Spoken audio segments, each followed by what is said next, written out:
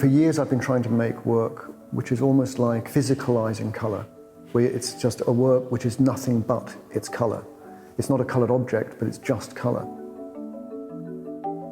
The drawings and the paintings are, in a way, suggestions about what a sculpture of pure colour might look like. My default colours tend to be a kind of acid green and a very vivid pink, very artificial, very kind of chemical colours, rather than rich, subtle colours. Colours often represented as being feminine rather than masculine, as being oriental rather than Western, as being primitive rather than civilised. It's always good to take your work out of its own familiar context and its own habits of thought.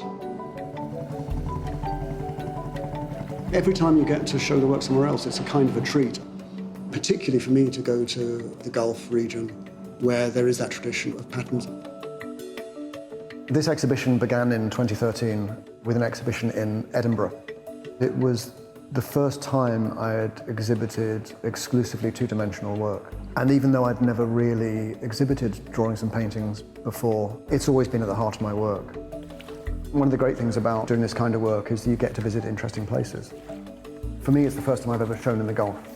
One of the great things about going to the Museum of Islamic Art was that so much of the work in the museum is based on pattern and abstract shape and colour. I've always felt in the UK that there's a very heavy reliance on narrative in art, which tend, A, not to be particularly colourful and not particularly concerned with notions of pattern or abstraction at all. So to come somewhere like this does provide a very different context for my work, and a really, really thoughtful one for me.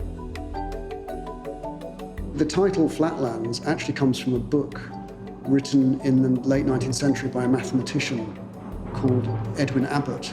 And it was a children's story he wrote about geometry and colour. That's always been a nice reference point. But it's also, the work is flat. It's an exhibition of two-dimensional works, even if the two-dimensional works refer to three-dimensional things. At around the same time as I began to make the drawings, I also began to make a series of photographs, and I simply wanted to point out that flat monochromatic panels of colour only exist in the city, and the city is a precondition for this strange, rather odd form of art. I always carry my camera when I'm travelling, and if I have a spare half day, I'll just go walk about. Very quickly they became interesting because to find a bit of the city, even if it's only a few centimetres wide, that somehow blanked out is rather odd. So it's like almost like a little void in the middle of this very image-saturated environment. Travelling with it to Doha is a completely different context for the work. You meet people, you have conversations about it, and you see it in ways you hadn't seen it before. That'll feed back into the work in ways I'm not yet aware of. I wouldn't call myself a sculptor or a painter, but my subject is colour, and I can work with colour, whether it's in three-dimensional or two-dimensional ways or in photography. It's whatever is a means to an end to research and explore this strange area of art and of our minds.